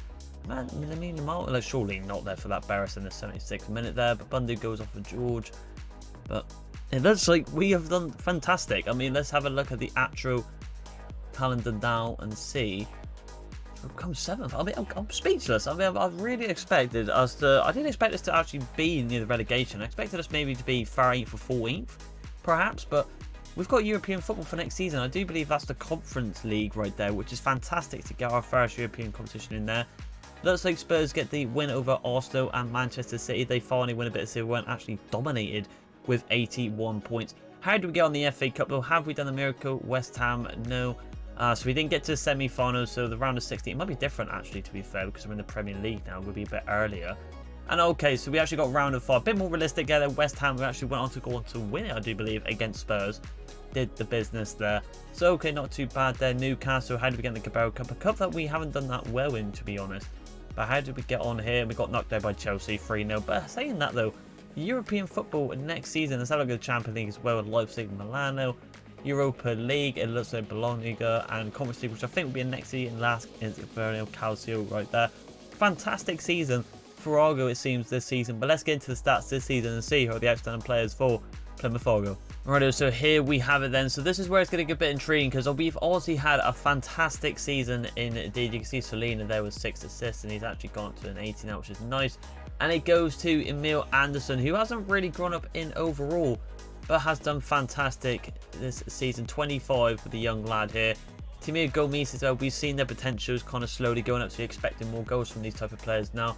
Tyron Georgia, I mean, not many in terms of goal, not that many. I mean, Riggs getting the most assists. Bailey, we expected him, to be fair, of these players to kind of slowly deteriorate in terms of their stats. But for a Premier League level 7 and 9, I suppose ain't too bad. It looks like a well-rounded team and balanced team in terms of the goals and assists this season. So a very good team individual players indeed, in terms of like Beidou, he didn't do too bad. Horsvash and Cam individually, it's done okay, to be fair, but working as a team, that's where you can see some like 7s and 2s here, 5 and 9s, 4 and 2s in terms of stats. They have worked perfectly as a league, and I think that's why in terms of the league we have gone massively up the team. Morale is fantastic, as you can see. But in terms of some overall players here, we are really starting to become a really good team indeed. With Kovic here, I mean, excellent prospects at the age of 21. We've got a very young team. Mumba here, also going to stay into the team probably to the very end, I feel like here. Chris Rigg has gone up massively in overall. I mean, I think that's like a +6, I do believe, which is when we signed him, is fantastic. It's looking very good. I mean, the team in terms of actual potential wise is looking very good. I mean, we can't really improve, to be honest, until we get to the new season, but I'm not too sure where to improve with this team, because if we're doing that well at the moment, I mean, you could say a new cam, perhaps maybe we do, and eventually finally drop Beidou into the cam role, and maybe potentially sell Hordbath or convert him to a right mid or a left mid, perhaps for a rotational role. Maybe some new rotations in the team. I don't know why Hazard's on the bench. Same with Soranola. I don't really get that. Maybe that's just the assistant manager doing it. I'm not too sure. Looks like our new Sonnet Above as well has gone up a little bit as well. So good rotational striker indeed. But we have got Azaka coming back from loan. The team's fantastic. I'm actually shocked, to be fair, that we actually got European football next season. But we'll take it. On to season 5 we go. So here we are then into season 5, and what I have done, ladies and gentlemen, is simulated all the way to the deadline day. And I must say, while sim up to this day, we did very well in the league. As you can see, we are 3 and 3 and we are doing fantastic with a goal difference of 8. I mean, from us finishing 7th last season, can we maybe push for Champions League football this season and go from there? However, though, we have got a massive budget this season of a whopping, if I could just get to it there, of 74 million. We actually had about 20 million, but we have had some people gone, and we have had a new formation change indeed. And here we have it then. So Christopher Horvath has left to Bulgaria there for 15.3 million. A player who did decent in the rotational role but wanted a different move, so we went, you know what, the offer came in, so let's let him go. Ideally, I wanted a Grummer to be an 80 and maybe save about 25 million, but he went for 15, so it's absolutely fine. Cabot Abo here, who actually came in as a free agent, actually wanted to leave. He's actually gone to Hull City in the lower division right there, which I think he will dominate quite fair at the age of 23 at the overall of 72. Wish him all the best there. But the biggest one in Timios Gomez here, an offer came in for Brentford around about 40 odd million, as you can see there. 38 we sold him. We had to let him go. I mean, the age was decent, the overall was decent, but I think it's time for formation change, and I think with the offer like that, to improve this team for European football this season, we need the wedge. And then Saxon just wanted to go out alone, so we grant him his wish right there. So now looking at the team now, I'm going to show you the new formation we've got in the team, and it is the 4-3-2-1. And as you can see, Bailey stays in cam, with George now converted to a cam role with Anderson. So that is going to be the front three this season, with Dyer, Riggs and Rando, and the same with the pretty much defence. In terms of signings though, I think we need probably one more decent signing in centre mid, and we'll put Dyer back into the actual sub bench. So maybe all eyes with the massive budget we got, we get some experience there with better potential in the centre mid row. Other than that though, you could say a new cam over Beidou and maybe George, but I'm not too sure. I'm tempted to maybe leave Beidou in for one last season in the start, because his stats have been fantastic throughout the whole season. He did dip off, but we'll have to wait and see what we can find on the window. Other than that though, maybe another rotational cam, maybe the odd 1 or 2 players, because we literally have not even got any reserve players. So with the budget we've got, it's looking pretty decent indeed. However though, we have got the objectives from the season from the board, and then we can go through here. We have got domestic success finished mid-table, so that's actually decent, the same as last one, because we had a blind of the last season. So they're just keeping it the same. Round of 16, we pretty much get that every season, so I'm not worried about that at all. Continental success though, they actually want us to win the cup, and I actually think we can actually go on to do this. So I'm going to agree with Simon Hallett here. I think we can do it. How well we do in the Premier League and the FA Cup, two of the hardest kind of trophies to go for in football. I think we can go and do that against the Conference League, against the other teams around the world. So I'm one crucial team player signed to midfield forward position, which is absolutely fantastic. That's what we definitely need to do. And financially, long term makes 6.8 million profits in usage, which we can't do because YouTube is glitched. But reduced wages from 25 grand a week, which objectively we're 85% done, and I think that's just through the sales there. But other than that, we need to sign some decent players for season 5 if we want to maybe contest for the Premier League, get the top 4, and definitely go for the FA Cup and the European competition football. So let's see if we can get in season 5 on the deadline day. So our first signing for season 5 is a massive one, and his brother is one of the biggest stars in world football at Real Madrid. We have signed former Sunderland man, but actually at Borussia Dortmund. He's followed in his brother's footsteps here in Job Bellingham. Yes, overall of 81 at the age of 22. A crucial position in the centre mid row. 5 seasons on. He's coming back to England, but with Plymouth Argyle as our new number 8. 33 million we paid for him, which I think is quite a bit of a steal for the potential he's got in. But welcome, Joe Bellingham. So on to our second signing, and I'm bringing back our Argyle fan favourite is Ibrahim Sissoko. Yes, obviously he did return to Toulouse on loan, and he's been there ever since. And we only paid 4.5 million for him to come back and actually officially join Argyle. Yes, it's been 5 seasons later. But the overall is 74, the age of 25 for 4.5 million. We're going to convert him into a cam, which he can play. And I think it's nice to see a returning face who is actually at the team in real life at the moment. Sissoko, our number 7's coming back into the team. We'll change his kit number back as well to number 7. Welcome back, Sissoko. An absolute baller on the pitch for the Pilgrims. And our last and final signing goes to a striker that offers a little bit different than a Xhaka in a rotational role. 6'4" in Miles Liban here. He's actually at Serie A at Spezia, but I believe he was at Charlton at the time, well, in real life right now. Coming in at the overall of 76. We only paid a little bit of wedge for him. Wasn't a massive amount, to be quite honest with you. Only 7.2 million. He's definitely not going to get the new number 9. We need to change it to Anderson, but a different striker. for Argo within the team. So that is going to be the only signings so far in this season. As you can see on the transfer history there are the confirmed signings here in Ibrahim Sissoko, Lehman and Job Benham right there. Decent bit of wedge being spent within the team, especially with Job right there, which leaves us with a nice hefty, and I'll quickly show you right now, 24 million to play around with. And I don't think we really need to massively improve the team. If we have a look at it right now, we have got Sissoko, and I'll just double check, it takes 4 weeks to convert to a cam, so he's got a rotation for Beidou and George. Bundu as well, I'm going to try and convert him into a cam as well, so he'll be another rotation for the opposite side, because also of course we haven't got right mids and left mids now. Star rotation for the centre mids now. Kelvin here and Abraham for the rotation of the centre backs with Furlong and Sonola and Connor Hazard.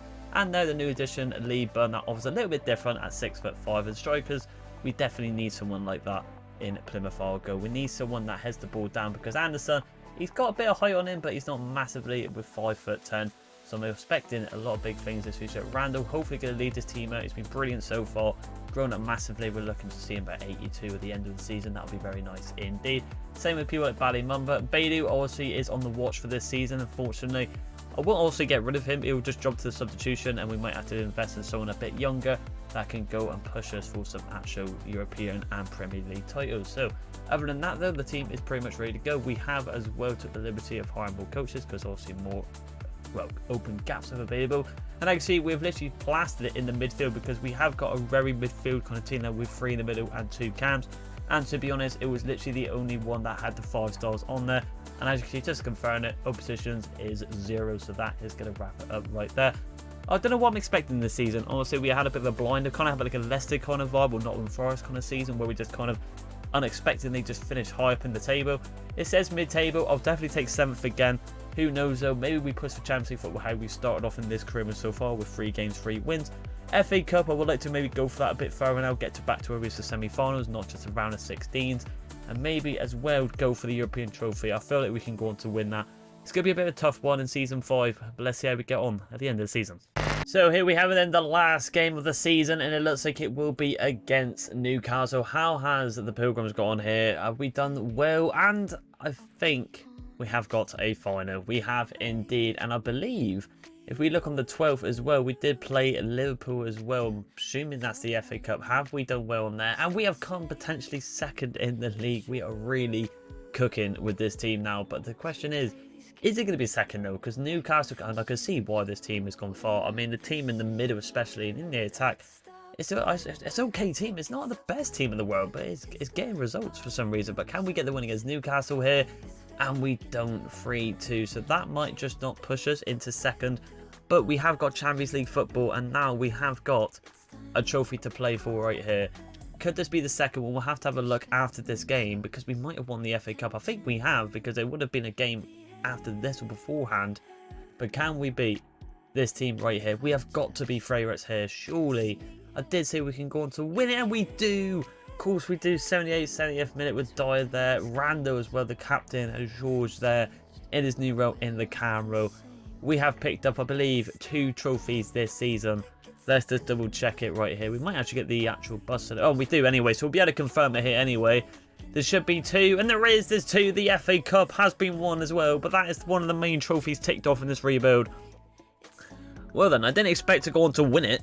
I expected to maybe get to the semi-finals like we have seen in previous seasons, but we'll have to see. Maybe we had quite an easy track record, like in terms of who we played. Other than that, we have won it. The Conference League has to be secured as well, and top 4 in the Premier League. Could Season 6 be the finale, the last season? Who knows, with the signings that we could potentially make in the future. But other than that, we have done it once again. We are cooking with Plymouth Argyle. So as you can see there on the right hand side, if we just quickly scroll it up, we did go on to win it as well. And it looks like Riggs, I do believe. Oh no, that's Randall there getting the man of the match. So fair play to him right there. He's also had a Stormer, our captain. But let's have a look at the actual leaderboards. And we actually did come up ending 2nd anyway, regardless of our goal difference being the decider over Newcastle and Liverpool. Of course, we went on to a scoring streak. Manchester City going back to the real, not with the in real life. I'm an absolute mare at the moment. FA Cup though, there it is confirmed. We did go on to win it. Beat Manchester City, only 1-0 in the semis there. Leeds in at the round of 6. Round 5, how do we get on there? 3. We've had a really hard run there, but we've done fantastic. I presume we haven't won the Cabero Cup because it would have popped up. The trophy that literally is the boogeyman trophy about all these rebuilds for me. I never seem to win this, and we got knocked out by Coventry of all teams. We go on to beat the teams like Manchester City, Liverpool and Arsenal, but we can't beat Coventry. I mean, alright, fair enough indeed. Europa League though. Oh, wrong one, sorry. Conference League. There we go. So I'll see 3-1 against Ghent there. Semi-finals, 8-7 on penalties. Aggregate 4-all against France. What a semi-final leg that was there. And then let's say we beat Randers FC 6-1. Purely dominated down. Round of 16, 4-2 and Mönchengladbach. And then obviously playoffs. We came second though in the league. So what a season for Plymouth Argyle in T2 trophies secured. And now let's see the boys who are the outstanding players this season that got us them trophies. And of course it goes to Emil Anderson, our best attacker. Joe Babellino with 18 and 8 though. Tyreek George with 16 and 7 actually scored the winner in one of the finals there. Adam Rando there, the captain, the skipper, he's going nowhere. 14 and 9 for a centre mid, ridiculous. Bailey getting the stats again. Look, last season he didn't have the best of stats like we've seen in previous seasons. But now he's picked it back up again, so I don't know what to do with this guy. He's getting stats after stats every season. 13 and 14, probably the more out-rounded player of everyone, to be fair, in this team this season. Same with Mustafa Bundu. I mean, he's not even converted to a cam yet. I mean, I think it's taken way too long, but we are going to keep him in the team, though. As you can see, still says 190 weeks here, but on a good form, it's 112. But still, though, I mean, only 18 appearances, 12 and 4. It looks like he stepped up a lot in the cup games, in the FA Cup and the friendly matches, if anything, as well in the Conference League. But scrolling down here, I mean, look at Chris Riggs, 4 and 16. I mean, that's ridiculous. I mean, out of 54 games in the centre mid rows, I mean, I expect that anyway. But even our fullback here, Bubba Sangari, 2 and 13 in the right back row, really showing up Bally Mumbo from a previous season pro. If you're following Argo, this guy was an absolute demon. But recent times now, he's a bit hit and miss. But in this career mode, he's also doing okay. But Sangari here with 13 Azaka there with 2 and 1 when he playing 4 games in the Premier League, 1 and 1. And the friendly games, it looks like our new 6'5" striker has not done too bad when he has come on, when he's 6 there. Other than that, again, it's just the main team is doing fantastic, but it's the players on the bench and the reserves are all contributing towards the trophy. A proper team is, well, our team right here. We've got messages as well, but we'll get into them in the near future as well. Is there any individual that left the team though? I've got a funny feeling that Abraham, the centre back's gone, because I couldn't see him at all. And have we got any people that left the team? And I was right. Bahari Abraham obviously had enough and went to America for 1.3 million. And to be fair, 1.3 million with his market value pretty much just been under $1 million. I can see that. I would have liked to kept it to just keep a bit more squad depth, because we've seen it with some of people like Azaka and stuff. They've been fantastic. I mean, even the likes of Sissoko's come back to this team and he's been fantastic. But the team has done fantastic once again this season. Is Season 6, though, going to be the season where we end this all, though? I mean, I'll be very surprised if it does. I mean, if I had to kind of guess where we end it, maybe Season 7 or 8. But you never know. We might get it done in Season 6 here. I mean, the team's kind of taking me by surprise once again in these rebuilds. But let's get into it, and no messing around now. Can we go for the Premier League? And who knows, the Champions League? And so here we have it then in Season 6. Now, is this going to be potentially the last season? As you can see, we have simulated all the way to Saturday, August 18th against Premier League Barnsley, who are 6th in the league. And can we go all the way this season and go on to win it? Also, the last season we did finish 2nd, but we did pick up 2 trophies in the FA Cup and the Europa Conference League. But obviously, that's been 2nd now. We have finally got a bit of Champions League football. Domestic success, they win us in the Europa League spot, so they don't still convinced that we could actually go and win the Prem, even though we won 2nd this season. Well, last season, sorry. So not too bad. Same with the FA Cup, to be fair. So, I mean, it was kind of a bit of a fluky season, you could say, in the FA Cup, considering we do quite well in that.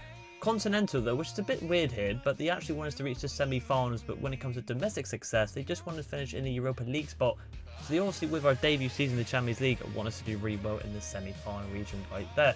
Brian's probably to get a streak of 5 clean sheets in home match this season. I think we could definitely do that and sign 1 crucial player to the defender position. So we definitely need to try and find someone right there. Financially, though, sign 2 crucial players and make a profit of 85 million. And as you can see underneath, signed at 0 out of 2. We have definitely done that indeed with 111, and that is why our budget this season goes up to a whopping 175 million. And sadly, like I said, we did sim it to the days, and we did lose 1 individual player in Tyreek George here. Tyreek George has gone to Tottenham for 95 million. So when I sold him, obviously he was the overall age he was, and then actually 2 days after selling, he bumped right up to an 88. Hence why his value is literally only a little bit more than his actual sell 95 million. I mean, if we sold him at the overall as he is now, we could have got like 140, 50 million for him. The game's mugged us off there, but he decided to go to Spurs. He wanted to go, and also we needed the cash and, well, to hit potentially one of the objectives as well, so we don't risk his sacking. Mustafa Bundu surprisingly wanted a bit of a low move, so we actually gave him the opportunity to go to Galatasaray and get a bit more game time. But it is only a short loan because I still want him, like I said, throughout this whole career mode. I want some of the core teams to remain in the team. So Mustafa Bundu should be back near the end of the season, should return it back in January. Now, if we look at the team here, if I just quickly go over, we had a bit of a formation change, and as you can see, Burnham is in the cam row now. We have converted him into a cam. I feel like I'm going to try to take him into over his brother in Jude Burnham, which means a position open in the centre mid row. So I think we need to keep all eyes here with the massive budget we got to sign a world-class team now if we want to be potentially push for the Premier League, the Champions League, and maybe go for the back-to-back on the FA Cup. So I think that's where all eyes need to be hitting now in the centre mid region right now. The rest of the team was pretty decent indeed.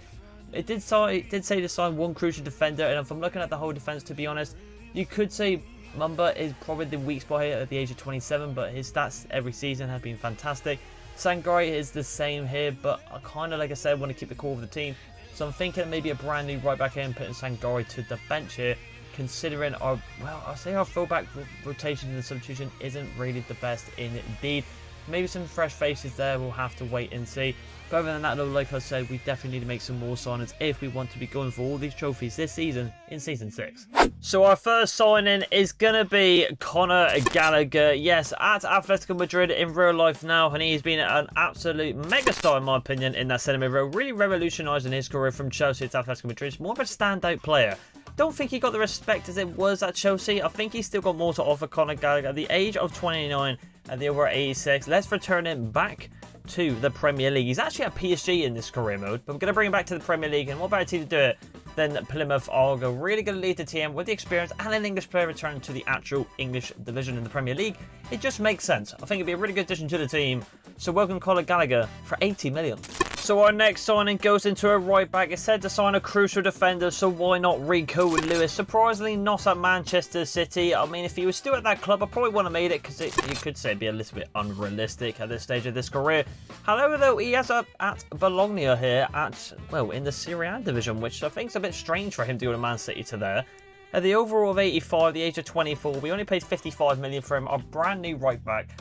Tons of potential on this kid, so it'll be decent to grow. And as like the Sangari isn't growing up massively, and we know this guy's got the overall and the potential anyway better than him. So our new number 4, we've hit the objective with Simon Hallett to sign a crucial defender. So welcome, Rico Lewis. Now on to our final signing, and this is a signing that isn't actually a proper signing, it is a loan, and it actually is a player who is heavily linked with Argo in real life at the moment, but we're just going to make it a reality here today, and an actual loan. In Timo Pukaz, I don't know if I pronounce his name here, a Polish left back right here, comes in at the overall 74. We got him on a year loan in Season 6. And so there you have it, legend. That is going to be the last sign. However, I did keep one secret because we didn't actually get a animation for him, which is a bit strange. It just jumped right away, and that is, as you can see, Morgan Whisker. Yes, our beloved number 10 has returned to Plymouth Argyle. With also Mustafa Bundu coming in back in January. We need another rotational cam, and he can definitely play, as you can see in the top left-hand corner, in the cam position. We also saw it because at the time, Morgan Waker, being the decent player he is, did deserve a better team than Argyle in the current state they are in real life. But also now in this career mode, Plymouth Argyle are up there with one of the best teams in the Premier League. So why not bring Morgan Waker back home as our new beloved number 10 in a rotational role as well, which suits out perfectly. And now because of that, we're just going to quickly sort out the team. We did actually have to simulate one game as well past Burnley, where unfortunately we did draw there to make sure the loan deal goes through, because we didn't get it done straight away. But here we go, let's sort out the team together, shall we? So we've got Roberts coming out the team here for Conor Gallagher, and Rico Lewis should be, if I can just quickly nab him right there. We're going to serve him in for Furlong there, so he jumps in for Sangari, and Early goes out for Pukez there, and Whittaker goes in for Isaka there. So we have got a lot of the core rest of the team here, but I think that's a very good rotation with Mustafa Bundu coming back as well. Whittaker will be converted to a cam, which I do believe should be, with the stats he's got, take about 2 weeks like they normally do. But I think this team is looking very strong indeed. Beidou obviously really performing every season, even at the age he is. He is incredible. We've got LeBurn here, new signings as well, Soranola. It's a very good team indeed, and if you ask me, I feel like with the growth needed throughout the season as well, this team could definitely challenge for the Premier League, which is very nice to see. Even Anderson and Vlahovic here has also gone up as well. Rando still our captain and leading it strong here. The question is though, can they do it indeed? We couldn't hire out any more staff unfortunately, and I'll just confirm that right now. For some reason it is still capped at 8, I do believe. Should really go to 12 now, but for some reason it's still going to be capped even within 6 seasons, and we are doing very well indeed. Haven't got much budget left, but we're just going to leave this for some of the actual contracts within the team if they're going to expire for the year, because we don't want anyone to go for free and they can swoop in more similarly to the end of the season. But yeah, I think the objective this season, I would like to also try and win the Premier League, considering we came kind of close last season. Was a bit of a fight for the top 4, but I'm thinking with some of the new signings now, like Conor Gallagher and Rico Lewis joining the team, it should just give us that extra edge to maybe push for it and go on to win it. FA Cup, we got quite fortunate with the 2 games getting to the semi-finals and the final. 2 heavy hitters right there, so I'm not too sure. Champions League, I'm a bit optimistic, but we said this with the FA Cup and look what happened, we went on to win it, so I'm going to clue to be honest here. I mean, I reckon we can win it, but I'm not too sure. 6 seasons though, you never know. Let's find out at the end of the season. So here we have the end of the season has arrived, and how have we done within the league? Top right corner is looking pretty good. Just got a win against Spurs there, which is quite a big team in real life and also in these kind of rebuilds. They're normally not too bad of a team, to be fair. Riggs got a message right there, and it looks like our last game will be against Sheffield United. So there we have it. And it doesn't seem we haven't got a Champions League game. Maybe that was the second leg there against Real Madrid. We got to the semi-finals, but it looks like we'll be going to another season indeed. And we have won the league though, so it is literally, I feel like just the Champions League remaining right now. So there it is, 77. We just beaten Chelsea. Goal distance was fantastic. Community Shield right there, we lost to Manchester City as we did simulate past it. Also didn't mention, I do apologise right there, but we went on to lose it right there, as you can see. I mean, it's only the Community Shield who really cares about that. FA Cup though, and Liverpool beat Blackburn there. So how did we get on this one? Obviously with a reigning chance, but Spurs knock us out there in the round of 6. Cabero Cup though, and we still have not won this, but we don't really count this trophy. Same with the Community Shield. Bournemouth right there. Super Cup, I don't know why I'm looking at this here, and the Champions League. Oh, we have got to a final. Sensational. So it does appear we have actually got to a Champions League final, and it will be against Liverpool. 4-1 on aggregate against Real Madrid, beat them twice right there. Quarter-finals, 4-3 on aggregate against Leverkusen. Round of 16 there, 4-1 against Rangers, 5-3 on aggregate. Playoffs also we don't see it, and we came 3rd in the league. So let's just double check it here. Is it on the next? It must be on the next page then. It's in June. Oh, it literally is the 1st of June. That's why we just couldn't see it beforehand. So let's simulate right to that game then, and let's get it underway. Can we though beat Sheffield though? Because if we don't beat Sheffield, it could be in the tatters, and it is a draw. Is that going to cost us the Premier League though?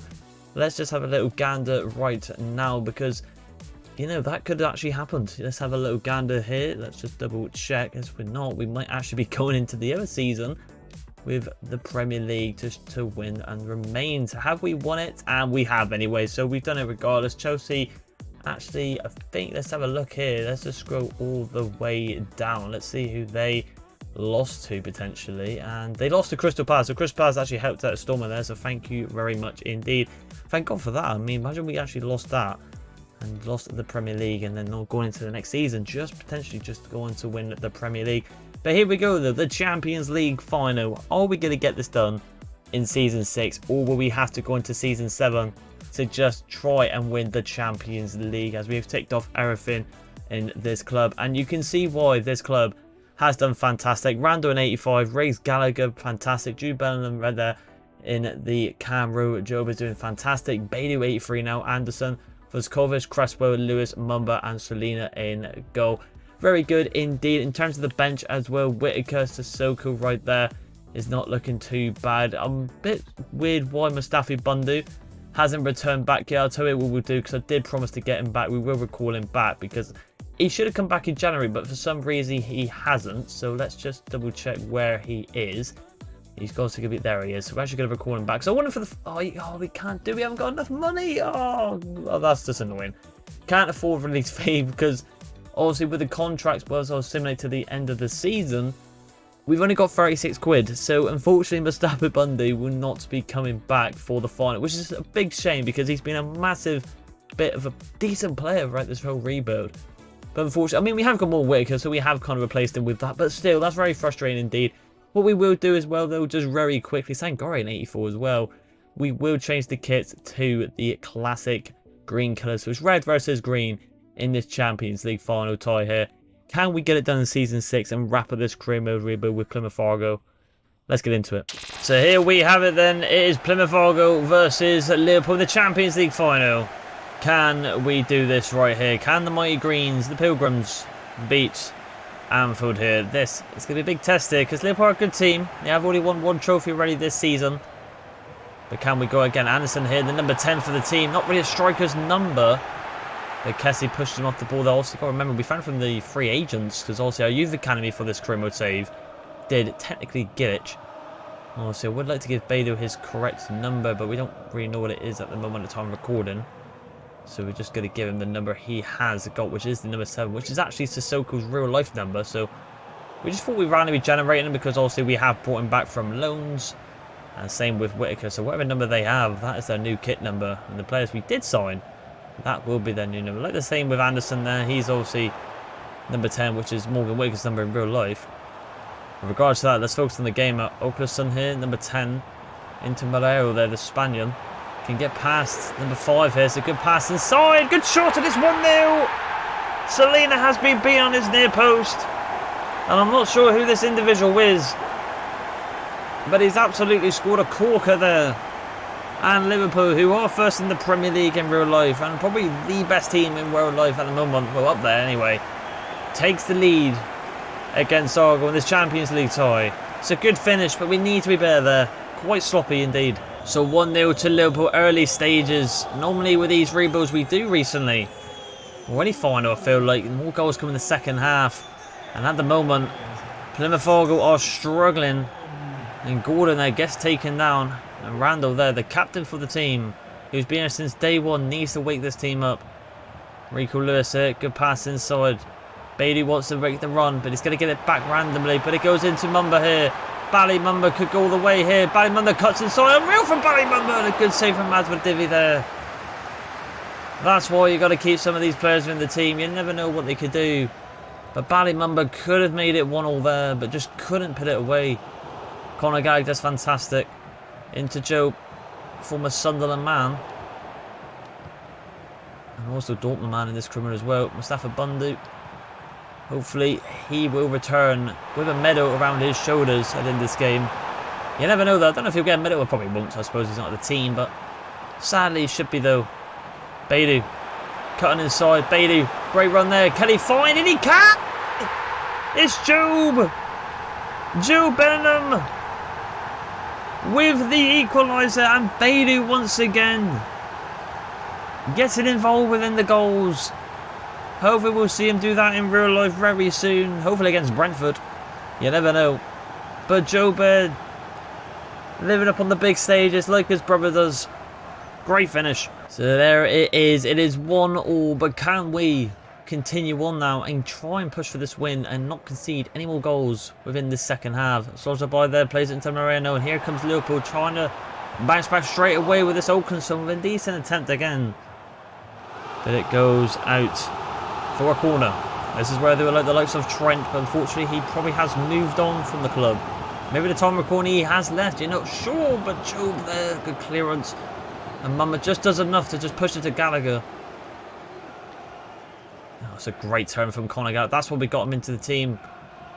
Job does brilliantly there. Nearly the same rating as his brother now. Mumba there, cutting inside. Mumba just couldn't do it there, but he's won it back straight away. And Ballymumba going all the way here. Ballymumba, can he get the shot if he can? The fullback in a right wing position there. And nearly got something in the end of the first half. It was very unfortunate indeed, but the fight within Argyle, maybe that's why we went on to win the Premier League and the FA Cup in the previous seasons. We've got the desire to keep going. And it's been very good indeed. 1-1 at the break. Let's get into the second half. Ladies and gentlemen, the only change we have made in the team goes into our fullback. Rico Lewis goes off and Spaba Sangari comes on to the pitch. A player who's been with this team much longer than Rico Lewis. And Sludgerboy has ran through here. And Sludgerboy, and we're going to have to bring him down. Oh, it's a yellow card. Oh my God, it's absolute. It's daylight robbery. It's daylight robbery. That should have been a red. That's why I had my hands on my head. He's got away with murder right there. How's he got away with that yellow card? Arnie Slot and myself are kicking off. And to be honest, I kind of agree with Arnie Slot there. The egg has got a reason to be angry indeed. And Sludgerboy could... Oh, it's a good block. But can we go for that? And we kind of can. That could be questioned if we go on to win this game. I was going to say that should have definitely been a red card, but it worked. Ballymumba having a brilliant game. And Randall here trying to lead the attack forward if he can. And Randall just get away with it. And Randall going to keep going here. One of Plymouth Argyle's very own. Can he find Beidou over the top? And Beidou cannot touch it down. It's unlucky indeed. Gordon here. Good chance from Randall. And here comes Liverpool once again, and it goes back out wide. Ballymumba not really known for his very good defending. Back post cross on. Baba Sangre can't touch it down. Conor Gallagher does kind of clear it, and it goes out for a goal kick. I'll go on the front foot here. And I think it's time to bring on one of the Plymouth Argyle's very own. He's going to come on to pitch for Crespo for the yellow card. It's only 2 overall. But we will back him.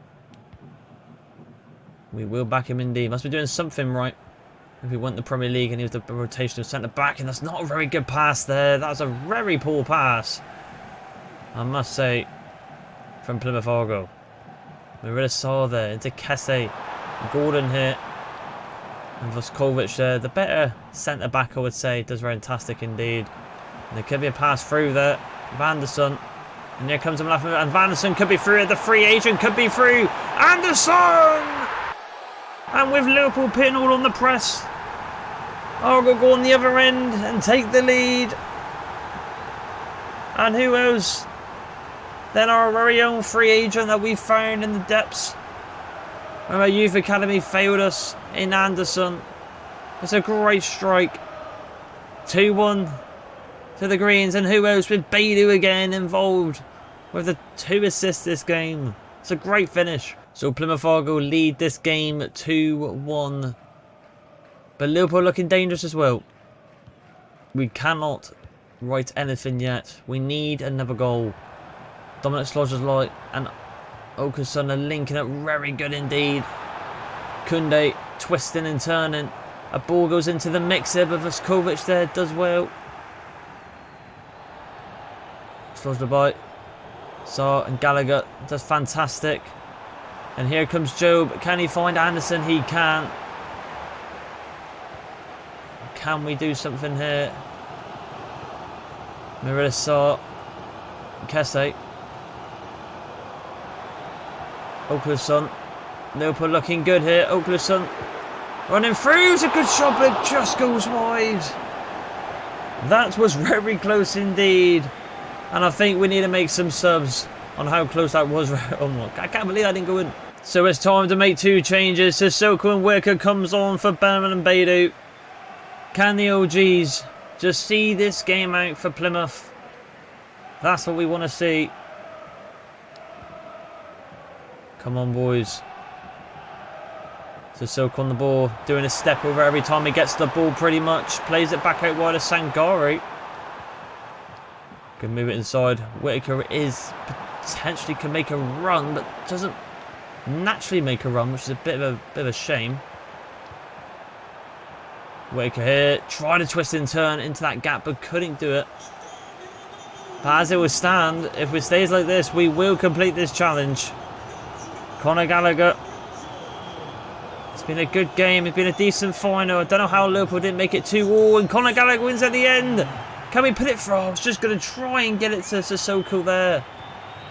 And it doesn't matter regardless, because Plymouth Argyle have won the Champions League to secure this challenge to be completed within 6 seasons. We have taken over a very poor management run by Wayne Rooney, where Plymouth Argyle were dead last in the Championship to survival, all the way to promotion, where we had a very good debut season in the Premier League, just surviving to then shocking the world, coming in mid-table for Europa Conference League, where we went on to win that. Having a blinder every season in the FA Cup, surprisingly, with the fight within this team like we've seen in this game. To then, all the way to our 6th season. Signings after signings, loans after loans, sales as well. We was able to make our way towards that beautiful trophy and conquer a decent comeback against Liverpool. We're one of our very own, and like I said, I want to keep someone within the team, and we did that with the captain in Rando here today. He lifts the trophy up high for a very fun rebuild, considering this is my very own team that I support in real life. It's been a pleasure to manage them, and let's just say that right there. A very good rebuild to secure, like I said, this challenge to be completed. Let's continue on. And there it is, ladies and gentlemen, 2-1 to Plymouth Argyle. Very, very good indeed. And now we should do and have got the celebration. Unfortunately, no FA Cup back-to-back right there. Spurs, I believe, knocked this out, but we have secured 2 better trophies in the Premier League and the Champions League. Looks strange seeing the green colours, but we will definitely take it. It's been a very fun career mode.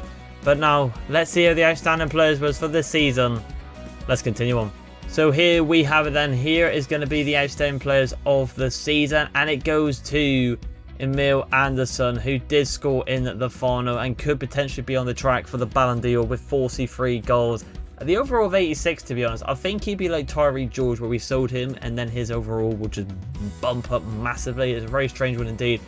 Job Bellingham living up to his brother's name here with 7 Champions League goals as well. 14 and 10 in the Premier League, 25 and 15 all in total with 11 clean sheets as well. Is fantastic. Surprisingly, Morgan Whittaker here with 40 games, 15 and 6, getting more goals and less appearances than Bailey, which is a bit surprising indeed. Maybe that's a sign we should have kept Morgan Whittaker all along, but at the time, I think everyone could agree he probably should push onto a higher team now at the state of Plymouth Argyle. But who knows, maybe Plymouth Argyle will turn it around and maybe Morgan will stay, who knows indeed. There's no actually talks about that, but in my career world, I thought I'd give him the benefit of the doubt and sell him where we could have actually got more value in real life before his value drop. But anyway, regardless of that moment going on in real life here, Conor Gallagher here, I mean, it had good stats, but considering like the overalls with Morgan Whittaker and Beto, I know they're in the camp, bro. Expected a little bit better there, but still very good stats for his debut season. I mean, a Champions League winner and a Premier League season winner as well. Obviously, somebody that Dyer as well. Didn't really get the overall throughout this career mode, but turned out to be a really good rotation in centre mid. Riggs here, pretty much our highest overall player with Job. Very good indeed, 8 and 17. Rico Lewis turned to be a very good right back. Randall 4 and 11 there. His overall skyrocketed more than anyone's. I think I'm not sure what he started out, but maybe a 67 overall. I'm not too sure. That's a random guess there, wild guess. But an 85 now. A very good centre mid, indeed, one of the world's best.